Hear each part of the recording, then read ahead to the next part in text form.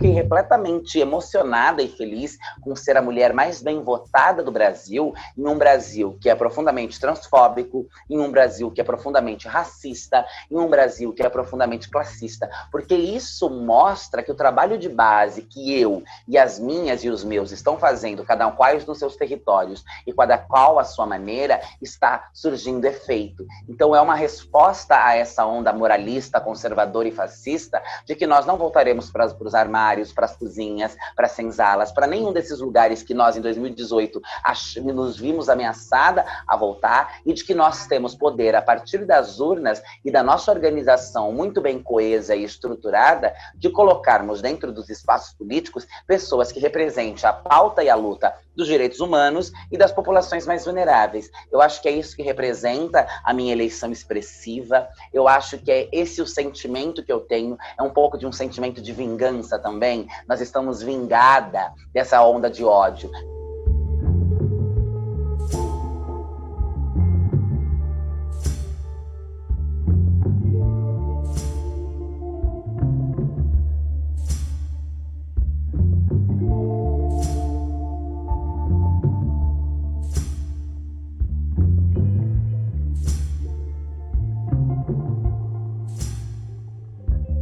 Acho que isso representa uma mudança nas chavinhas mentais e sociais das pessoas, começando a compreender a urgência e a necessidade de nós mudarmos e nos colocarmos dentro do debate político para que a gente faça, de fato, um enfrentamento ao racismo, à misoginia, à transfobia institucional que impera no nosso país, né? Em 2018, quando Bolsonaro se elege presidente da República com aquele projeto político que ele representa, que é um projeto político de aniquilação, de destruição dos corpos negros, dos corpos LGBTQIA+,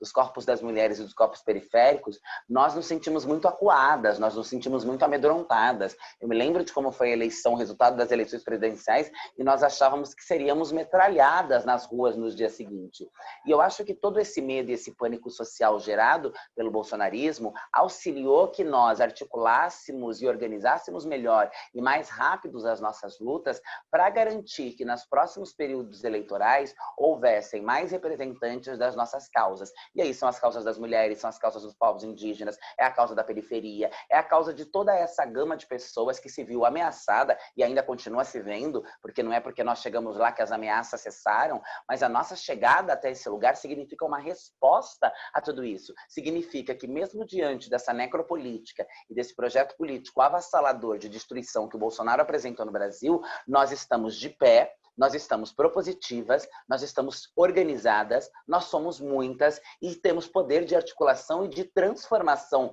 dos espaços sociais e dos espaços políticos e institucionais. Então eu fiquei repletamente emocionada e feliz com ser a mulher mais bem votada do Brasil, em um Brasil que é profundamente transfóbico, em um Brasil que é profundamente racista, em um Brasil que é profundamente classista, porque isso mostra que o trabalho de base que eu e as minhas e os meus estão fazendo, cada um quais nos seus territórios e cada qual a sua maneira, está surgindo efeito. Então é uma resposta a essa onda moralista, conservadora e fascista de que nós não voltaremos para os armários, para as cozinhas, para as senzalas, para nenhum desses lugares que nós em 2018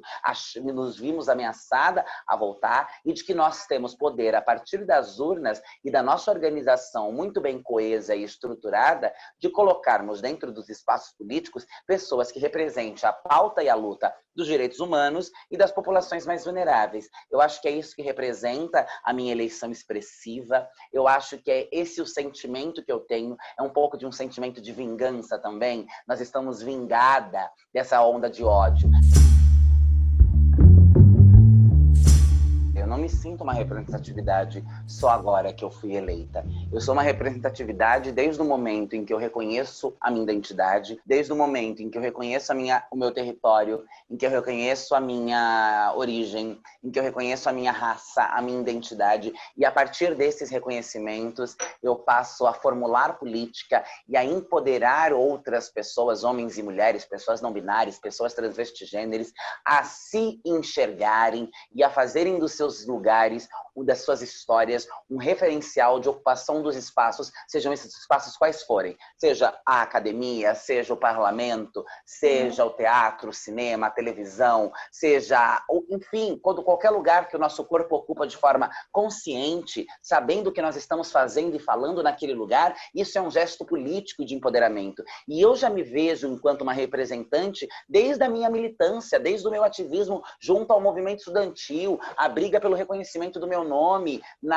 com a empresa de transporte de ônibus na cidade de Itu. Eu já sou um referencial. Eu acho que agora eu ganho uma visibilidade maior que possibilita com que mais pessoas acessem a minha trajetória, acessem aquilo que eu falo e possam, a partir do meu corpo e a partir das minhas bagagens, se enxergarem para além dos lugares de sentenças sociais, para além das esquinas, para além do cárcere, para além da prostituição, do drogaticídio, para além dos manicômios, para além da rejeição familiar. Eu acho que sim, sou uma representatividade para que elas se enxerguem parlamentares, para que elas se enxerguem doutoras, para que elas se enxerguem trabalhadoras informais,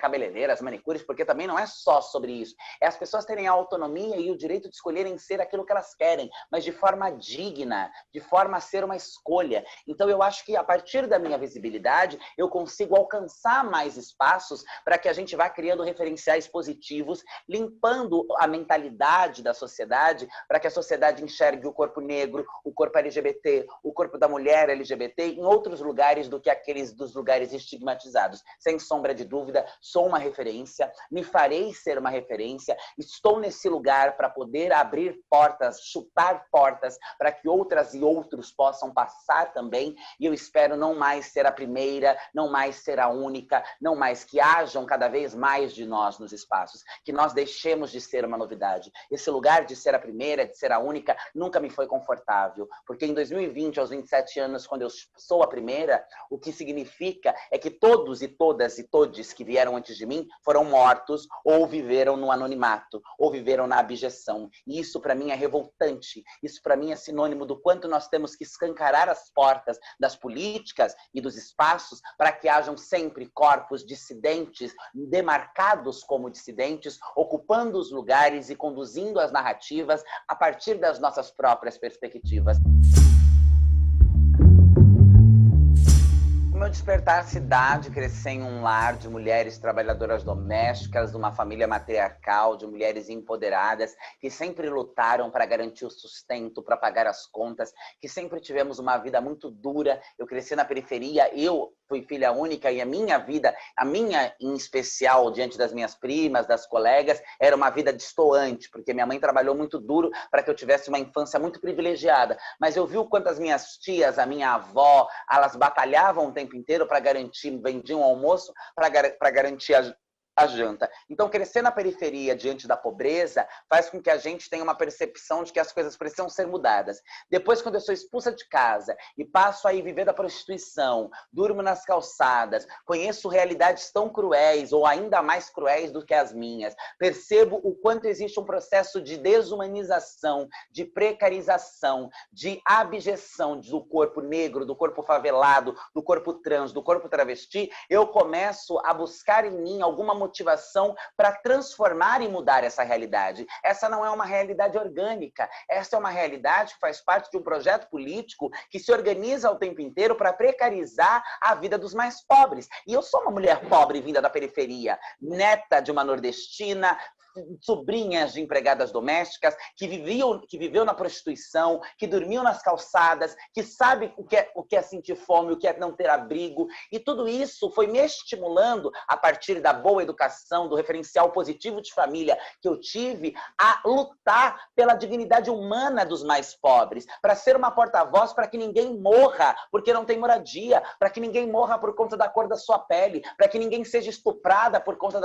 do seu gênero ou da sua identidade de gênero, para que ninguém viva essa situação humilhante, degradante e desumanizadora por causa de ser quem é. E a partir dessas percepções, quando eu me descubro negra, pobre, periférica, travesti, puta, é aí que eu começo a perceber que o meu corpo precisa ter um papel funcional na sociedade e que a partir dos lugares que me constituem enquanto mulher, enquanto indivídua, eu preciso utilizar essas ferramentas para propor um modelo diferente de sociedade e que eu não estou fazendo isso sozinha. Existem outras milhares de pessoas iguais a mim que também compreendem a urgência de modificarmos e transformarmos as estruturas sociais. Então é assim que desperta a minha urgência, a minha ânsia de transformação do mundo, de transformação dos espaços aonde eu passo. É ver a dureza da vida, é ver a fome, é ver a morte, é ver o genocídio, é ver os direitos civis sendo negados a nós por conta de quem nós somos. Isso não pode continuar assim. E aí eu tenho esse despertar de me tornar uma ativista. Antes de política, eu sou uma militante, eu sou uma ativista, eu estou ligada aos movimentos sociais e a todos que acreditam na luta coletiva, democrática e popular por uma ressignificação e uma transformação da sociedade. A partir disso, eu vou me colocando na linha de frente com as minhas para que a gente coletivamente vá afrontando o sistema e ruindo ele de fora para dentro, de dentro para fora, de acordo com as nossas possibilidades. Eu estava até agora tentando ruir o sistema de fora para dentro. Agora eu hackeei o sistema e vou tentar destruí-lo de dentro para fora, a partir de todos os demarcadores que eu trago carregado no meu corpo, de todas as marcas que eu trago carregado no corpo das minhas mães, da minha avó, das minhas tias, das minhas amigas, de toda essa gama de gente que não é a minoria, que sofre por conta da sua condição humana. É isso que me desperta a brigar, é isso que me desperta a lutar, é isso que me convoca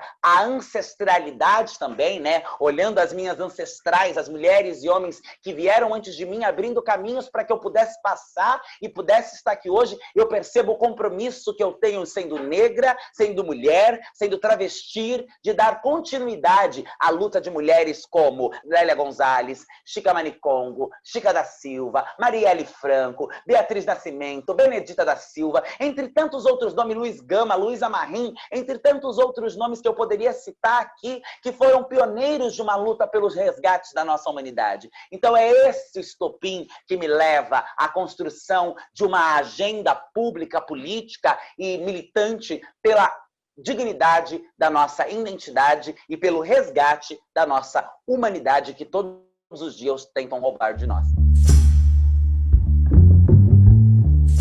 Eu não estou me preparando para encarar a branquitude cis hétero fascista da Câmara Municipal. Eu já estou preparada. A branquitude cis hétera da Câmara Municipal é a mesma branquitude cis hétera das esquinas do supermercado, do banco, da esquina de prostituição que me pegavam quando estava naquele lugar. A Câmara Municipal não é uma bolha à parte do que é a sociedade. A Câmara Municipal é um reflexo daquilo que é a sociedade. E até eu chegar à Câmara, eu precisei enfrentar e driblar a branquitude, a cisgeneridade, o patriarcado, o machismo e todas as ferramentas que eu utilizei para sobreviver, porque sou uma sobrevivente, para chegar até ali, serão as ferramentas que eu utilizarei para lidar com eles. Quem não estão acostumados com o meu corpo são eles. Eu já estou acostumado com o corpo deles. Eu já estou acostumada com a pequenez branca. Eu já estou acostumada com a pequenez cisgênera. Eu já estou acostumada com o fascismo que o tempo inteiro olha para o meu corpo como um corpo inimigo, como um corpo que precisa ser morto, como um corpo que precisa ser tombado. A minha trajetória inteira é marcada pelo ódio e pela exclusão da branquitude cis heteronormativa. Então eu não estou me preparando, eu já estou preparada, eu já cheguei nesse lugar preparada. Quem precisam se preparar são eles, porque eles não contavam que a maquete política de destruição deles sobre o meu corpo iria falhar e que eu iria passar viva sobre esse programa, sobre esse projeto de morte e chegaria não sozinha, mas muito bem ornamentada para fazer transformação e revolução. Eu estou pronta, preparada, porque a vida inteira a branquitude e a cis heteronorma tentou aniquilar o meu corpo, seguirá continuando tentando aniquilar, só que agora é de uma forma institucional. A única coisa que muda é que agora esses mesmos homens, esse mesmo pensamento conservador e odioso vai estar instrumentalizado pela instituição. Ele vai ser legitimado por um espaço de poder. Mas o que molda e o que conduz essa ideia é a mesma do cara que dá pedrada e paulada nas travestis nas ruas. É a mesma do que me humilha, é a mesma do que desmerece a minha narrativa, é a mesma do que olha para o meu corpo e dá risada. então eu já estou pronta, porque a vida me preparou para esse lugar, porque as adversidades da vida me preparou para que eu lidasse com essa gente pequena e mesquinha. E eu sei muito bem como lidar com essa gente. É claro que é uma outra esfera, e essa esfera acaba me amedrontando um pouco, porque ali a gente está falando de relações de poder, a gente tem a Marielle Franco, né, como um referencial muito triste e revoltante, mas eu já estou preparada. O Brasil é o país que a cada 23 minutos mata um jovem negro por conta da cor da sua pele. Não há nada novo sobre o que nós vimos. Aquilo é só a exemplificação, a forma escrachada do que acontece todos os dias nas periferias do país, do que a polícia faz contra as pessoas, do que o Estado faz contra o corpo negro. Aquilo é escrachar e estampar nas manchetes o que é o racismo estrutural e institucional, o que é a violência contra o nosso corpo por conta da nossa raça. O que aconteceu na sexta-feira é a demonstração, para que não haja dúvida, de que não há democracia racial no Brasil e de que nós somos vítimas de uma herança escravagista e colonial e que precisamos urgentemente discutir isso em todos os espaços, que precisamos dar protagonismo à luta negra, que precisamos reconhecer que o Brasil é um país racista, que precisamos reconhecer que se mata um negro a cada 23 minutos por conta da cor da sua pele, que o que aconteceu no Carrefour não é nenhuma novidade, é uma consequência do racismo diário e cotidiano da população brasileira. Aquilo não nos choca, aquilo nos revolta, aquilo nos entristece, aquilo nos convoca a uma organização mais radical, assim como acontece no exterior, assim como os movimentos que aconteceram fora do Brasil, para que a gente avance contra essa herança escravagista colonizadora que impera com força no nosso país e que a cada passo que a gente dá se revolta e nos ataca cada vez mais. Mas esse é o Brasil. O Brasil é um país calcado no ódio, no racismo, e construído em cima do sangue do povo negro desde a invasão das Américas e de África. É assim que eu avalio. Eu não fiquei surpresa, eu fiquei revoltada, triste, indignada e mostrei o quanto nós ainda estamos atrasados na destruição desta máquina operária que é o racismo institucional e do quanto nós temos que avançar urgentemente em todos os espaços, na escola, na cultura, na televisão, na mídia, sobre a discussão racial e dar voz não, porque nós sempre tivemos voz. Ouvir as vozes dos negros e negras que lutam diariamente nesse país para não morrer. Agora, com relação a como reagiu o movimento negro, eu não posso fazer uma apologia à depredação dos espaços, mas também não posso dizer que não achei maravilhoso o que aconteceu. O que me indigna é que as pessoas ficaram, a imprensa brasileira, que ainda é racista, apesar de tentar fugir, de tentar se passar por descolada, de tentar não ser enquadrada nesse lugar, mas se a sociedade brasileira é racista, por óbvio, tudo que está nela replica esse racismo estrutural e institucional. O que me chocou mais, inclusive escrevi isso no Twitter, é que um corpo estirado no chão sem vida choca muito menos do que um supermercado riquíssimo, que cresceu muito nos últimos meses, pegando fogo, tendo sido ateado fogo contra ele. Eu acho que nós temos, sim, que ter uma organização para avançarmos contra o racismo, mas todos os dias tombam o nosso corpo. Se não querem nos ouvir de forma didática, pedagógica, sentar e conversar e abrir mão do privilégio branco, abrir mão da herança escravagista, eu acho que nós temos que avançar contra eles e mostrar a nossa revolta, elaborar o nosso ódio, elaborar a nossa indignação de forma responsável, de forma pensada, arquitetada para contra-atacar. A consciência é uma coisa que a gente não volta mais, né? Eu acho que essas mais de 50 mil pessoas que votaram em mim, votaram sabendo o projeto que elas estavam votando e qual é a visão de mundo que nós temos que disputar daqui em diante. Porque não é só a eleição de um corpo, é a eleição de muitas vozes, de muitas lutas, e é uma disputa por uma narrativa. Nós estamos disputando a sociedade com o conservadorismo, nós estamos disputando a sociedade com o fascismo, e eu acho que cada vez mais pessoas irão se conscientizando conversando para que essa disputa vá ganhando novos agentes nesse grupo e a gente vá avançando sempre nas eleições estaduais, federais, municipais. Falar de presidência da República é muito complexo porque nós estamos falando de Brasil. E o Brasil é esse país da miscigenação, é esse país do paradoxo, é esse país que movimenta muitas mentes, mas eu acho que em 2022 nós teremos surpresas agradáveis. Sem sombra de dúvidas, Bolsonaro já está derrotado.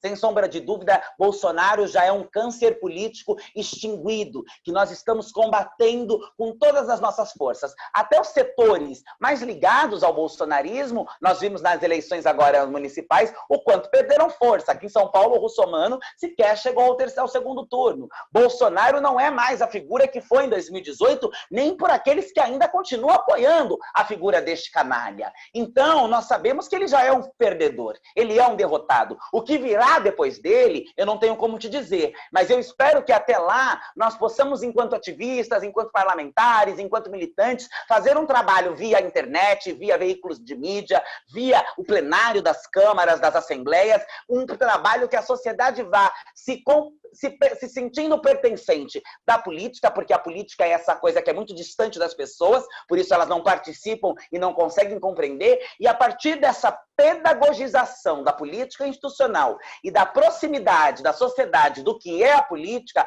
nós possamos garantir um cenário muito melhor ou menos pior do que foi em 2018. Com relação à esquerda, eu acho que o bolsonarismo deu uma acordada na esquerda. A esquerda tem muito a avançar, muito a aprender, muito a mudar, muitas autocríticas a serem feitas, mas eu avalio que muitas já começaram a ser feitas, inclusive me referenciando aqui em como tem sido a união para o segundo turno com Boulos, e eu acho que em 2022 nós vamos ter uma esquerda egóica, porque isso ainda faz parte da humanidade, mas que brigue menos entre si e enxergue o inimigo do outro lado. Bolsonaro representou aquilo que é de pior e mais perigoso para todos os setores da sociedade. E a esquerda percebeu que se não houver, em alguma medida, uma unificação e um comprometimento com a pauta racial, com a pauta LGBT, com a pauta das mulheres, e um protagonismo dessas pautas, todos nós vamos pro buraco. Porque o bolsonarismo não jogou só indígenas, negros e LGBTs no buraco. O bolsonarismo jogou o país inteiro no buraco. A esquerda como um todo sentiu o impacto do que é não ter uma organização. Então eu acho que esses impactos surtiram efeito, que a esquerda tem se repensado. Eu não acho que ela está no lugar ideal, mas que ela está começando, a partir de toda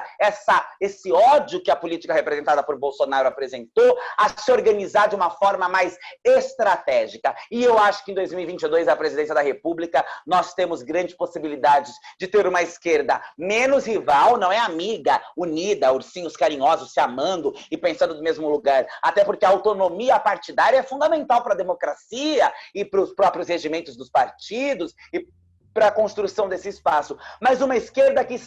entenda que estamos todos lutando do mesmo lado da briga, e cada um lutando a seu modo, mas todos com a mesma visão de mundo. Então, a nossa meta, enquanto esquerda brasileira, e eu tenho certeza que a esquerda se comprometeu com isso, é destruir o fascismo, o obscurantismo, o negacionismo e retomar este país com a pauta dos direitos humanos, da cidadania digna, da luta por moradia e da ascensão econômica, intelectual e política dos mais pobres e dos mais vulneráveis.